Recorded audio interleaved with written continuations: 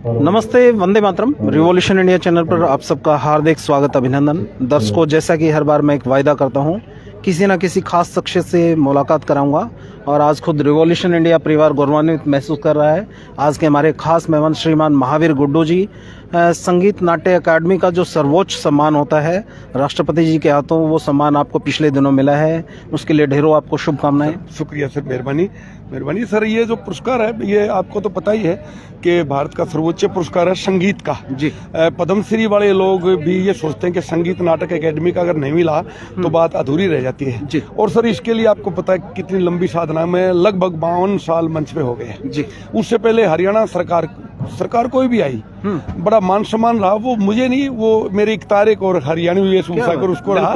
और सर, हरियाणा के भी सारे पुरस्कार, राज्य पुरस्कार है, पंडित लक्ष्मीचंद पुरस्कार वो भी मिला, हरियाणा कला रत्न पुरस्कार भी मिला। और सर, मैं भगवान की कृपा से मैं एक ऐसा प्रिंसिपल रहा हूँ जिसको पंडित लक्ष्मीचंद शिक्षा और संस्कृति पुरस्कार मिला है। क्या बात। और सर देखिए, मैं एक मामले में बड़ा भाग्यशाली हूँ। जिन अंग्रेजों ने हमारे ऊपर राज किया, मैं पीछे 22 अप्रैल में 2022 में लंदन की पार्लियामेंट हाउस ऑफ लॉर्ड में वहां पर परफॉर्मेंस भी की। और वहां एक संस्था जो हमें ले गई थी, लॉर्ड लुम्बन है, वो मेरे को भारत गौरव अवार्ड दिया जी। उस संसद के अंदर मेरे को अवार्ड मिला। उसके बाद नॉर्वे के राजपथ पे हमारा कार्यक्रम हुआ। और अभी 28, 29, 30 अप्रैल को गीता जयंती थी ऑस्ट्रेलिया जी। तो सर, वहाँ जो ना ऑस्ट्रेलिया में गीता जयंती के ऊपर बड़ा धूम रहा। और आजकल एक बड़ी वीडियो वायरल हो रही है जी। उसके अंदर वो गाया था राजा नाहर सिंह की वीर गाथा। तो सर, बड़ी कृपा रही।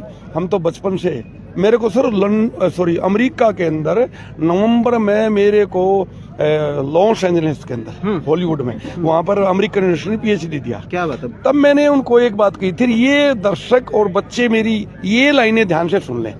मैंने तो ये कहा था कि मैं तो एक बिल्कुल आम सिंपल परिवार से, जिला जींद के गांव गांगोली से सिंपल परिवार से निकल गया, लेकिन इस शिक्षा और संस्कृति, एजुकेशन और कल्चर के माध्यम से अमेरिका तक जाने का मौका मिला। Thank you my teachers, thank you my parents. और मैं जहाँ पढ़ा हूँ, thank you government college Jind. क्या बात। तो ये कि अपने मान सम्मान रखे माता पिता का और संघर्ष करेंगे, तो जब मैं एक आम घर का बच्चा निकल करके वहां तक जा सकता हूँ, तो सभी लोग उसमें जा सकते हैं जी। और मैं बस यही है, मैं बच्चों से ये निवेदन करता हूँ, बेटियों से कि पढ़ाई जरूर करें। आज का जमाना, क्योंकि मैं प्रिंसिपल रिटायर हूँ, आजकल मैं सर एडिशनल डायरेक्टर हरियाणा कला परिषद हूँ हिसार मंडल में। मैं बच्चों से ये निवेदन करता हूँ कि गरीबी से छुटकारा दिलवाने का एक ही साधन है, माध्यम है, शिक्षा शिक्षा शिक्षा और सिर्फ शिक्षा। शिक्षित हों, चरित्रवान रहें।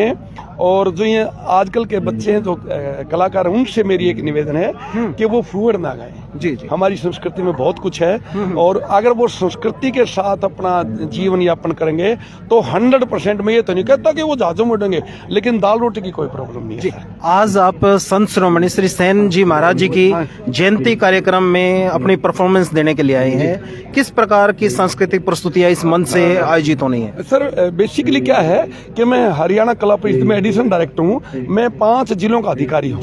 ये मेरी नैतिक ड्यूटी भी थी, सरकारी आदेश भी था। और आज हम यहाँ सेन साहब के तो गीत गाएंगे, उसके साथ साथ हरियाणवी संस्कृति के गीत संगीत और जो जिसमें सारा फोक का सिस्टम है वो करेंगे।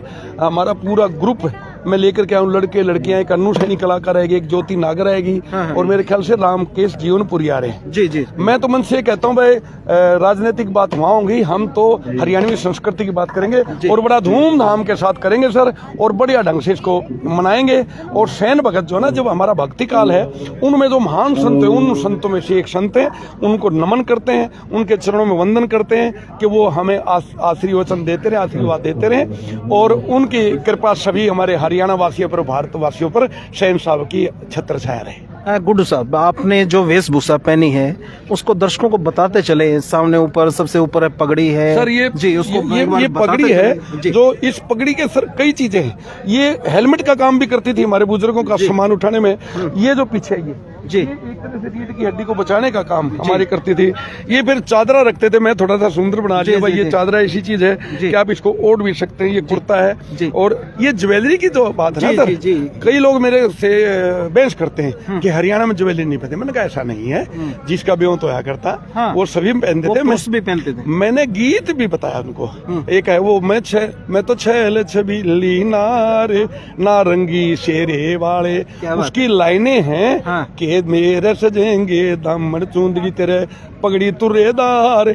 असली जो लाइन क्या है, मेरे सजेंगी सारे बोरला तेरे कंठा मोतियां दार नारंगी शेर। और दूसरी बात क्या कि मंच पे आदमी आदर्श होता है। जी जी जी। मंच पे तो सुंदर लगना चाहिए। पहला जादू रूप है, दूसरा जादू भाग, तीसरा जादू लक्ष्मी, चौथा जादू राग है। क्या बात। तो ये जो ना सारी चीजें ऑल ओवर जब रहती हैं, तो सर आपका बहुत बहुत शुक्रिया, आपका विशेष धन्यवाद। और मैं दर्शकों को छोड़े चलता हूँ इसी सोच और इसी विचार के साथ कि जब इस प्रकार की महान विभूतियां जो हरियाणवी संस्कृति और नाट्य उत्सवों में अपनी प्रतिभा दिखाती है और अन्य युवाओं के लिए प्रेरणा के रूप में काम कर रही है, आपका बहुत बहुत आभार। और मैं छोड़े चलता हूं दर्शकों को कार्यक्रम की झलकियों के साथ किस प्रकार से तैयारियां चल रही है। देखते रहिए रिवॉल्यूशन इंडिया।